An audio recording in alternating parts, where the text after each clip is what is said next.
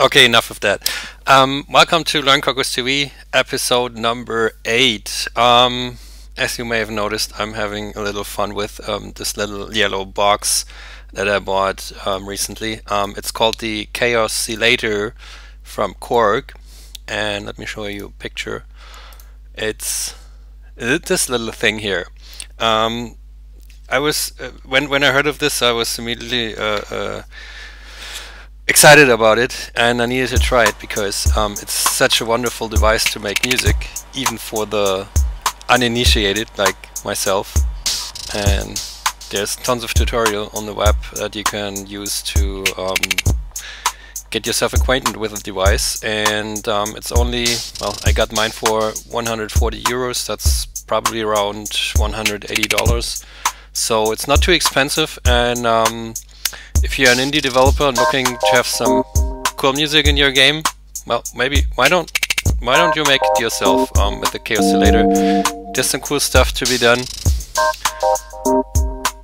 and as you can see in the video,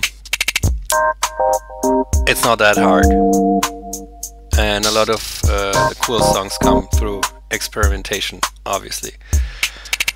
I like to show you one of the things that I did. Brace yourself.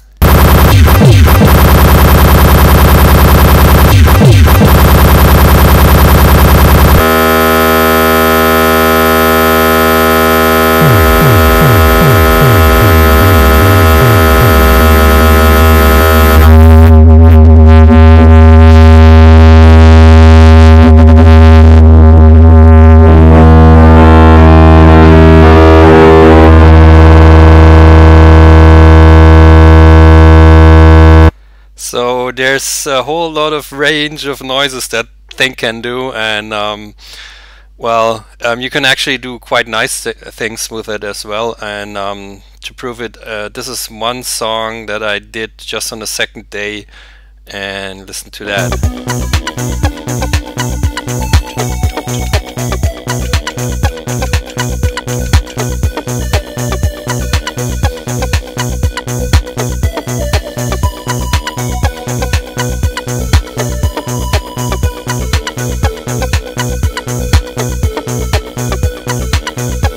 So I suppose that sounds a little better than the first one.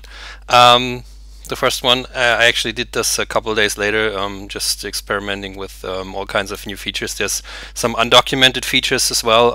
You can find them on YouTube. You have to press 2 buttons when you turn it on, and you get more beats, more loops, and whatnot, and some other special effects.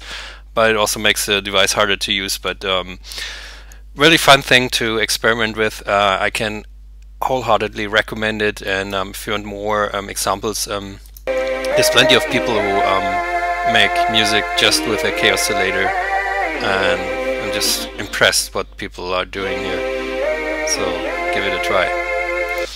Okay, another thing, obviously, actually didn't blog this. I released KobiOSsilator 1.1 recently. So you can get it on the website KobiOSsilator.com, and because the Cocos2D iPhone version 1.1 is still in beta and it has some problems with animations, the animation format changed, and there are apparently also some bugs. You can still download the previous KobiOSsilator version, which uses Cocos2D 1.0.1 in case you are having animation issues. I hope they will be resolved soon. As for KobiOSsilator 2.0, I have it running internally for myself.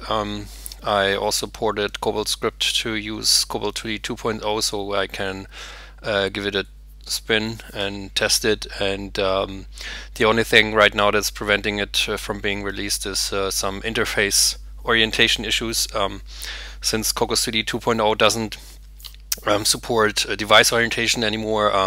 You have to do everything with interface orientation, and so there's a bunch of code that I need to rewrite and retest to make sure it's still working with auto rotation and the other things. Okay, well, another thing is I updated my iOS device sales statistics blog post from, well, Actually, it's not that long ago. It was in July 2011 that I wrote this and summarized what the device sales are doing for iOS, and I updated this particularly because for one I was asked to, and secondly after seeing the Q1 2012 results, which is October, November, December 2011, so a bit confusing, but that's just how businesses are. 37 million sold iPhone devices. That's basically twice as much as the previous 4 or 5 quarters. And I went in and tried to split this up into a neat pie chart and see how much of that is iPhones, iPhone 3Gs, and then that's where it gets complicated, because Apple only reports iPhone sales, iPod sales, iPad sales, but they don't specify the models.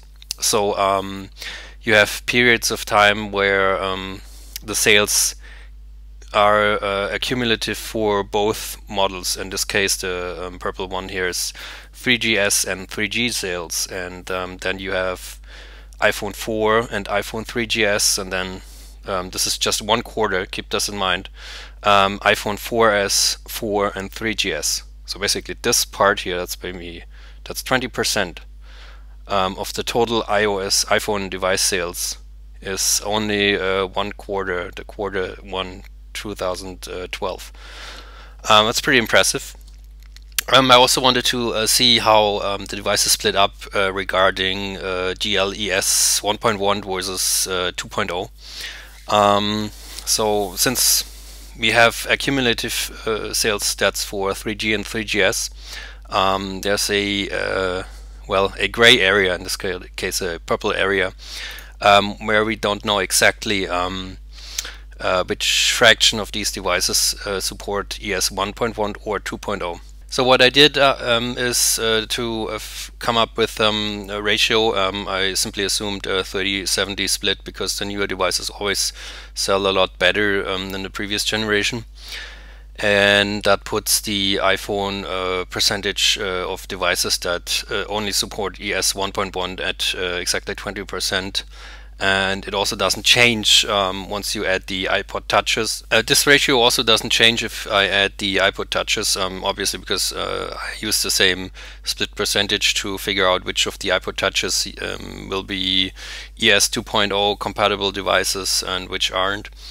And so it remains at 20-80%, but the picture changes once you add the iPad numbers. Obviously the first iPad already supported GLES 2.0, so that means the numbers go up. As you can see, it's now over all iOS devices you have 84%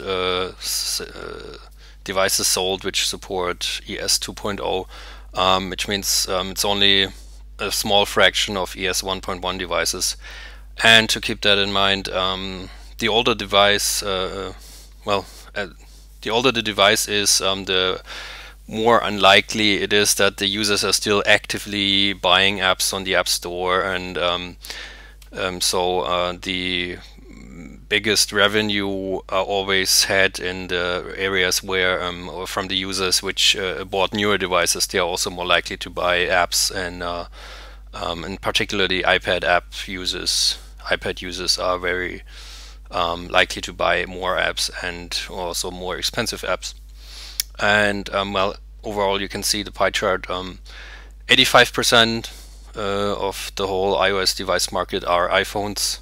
Then you have 25% iPod touches and 70% iPads, which I think is pretty impressive if you consider that the iPod touches are basically, well, the low-end iPhone devices, and still iPhone dominate the market, and at the same time the high-end iPads also take a big share of this. And well, it'll be interesting, since the Q1 2012 numbers don't include sales for iPad 3, and with 3 additional millions in the first, I don't know what, first few days added, that's going to change, and I'll keep updating those numbers, maybe on a bi-quarterly or quarterly basis. Let's see. And next thing, yeah. Okay, let's get this. I recently spent a lot of time thinking about donations. There was a lot of things that bothered me because basically every website added a donate button, and it seemed to take overhand. And so I came up with those 10 rules for donate button, and basically also to summarize much longer post that I did previously.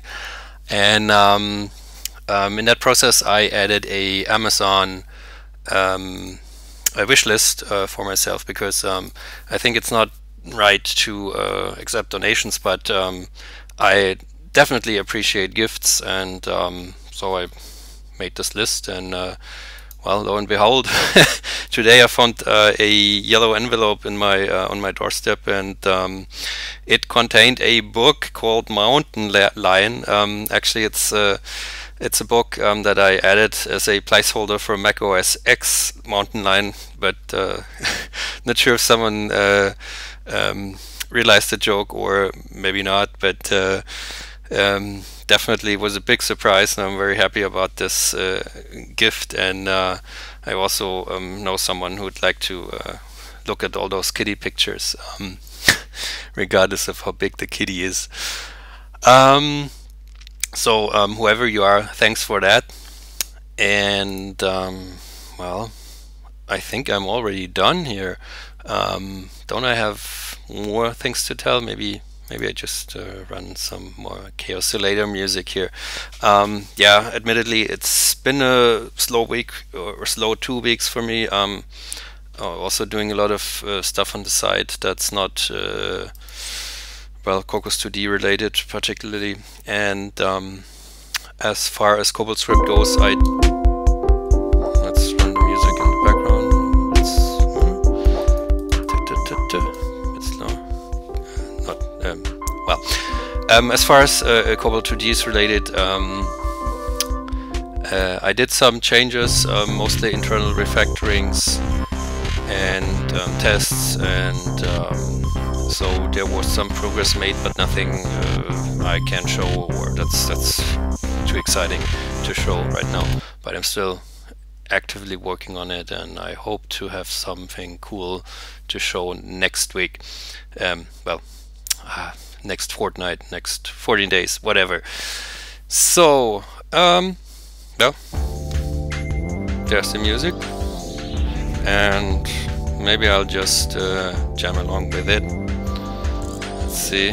Ta-ta. I'm using Audacity for recording, and let's record this. Oh, not the best.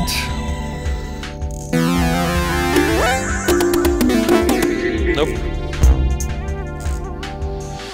Well, there's like 100 different whatever on here, and you have to spend some time to learn where things are, obviously.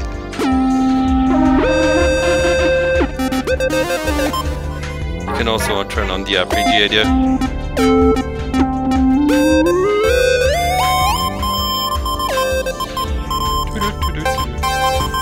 Okay, well, that's it. See you next time. Goodbye.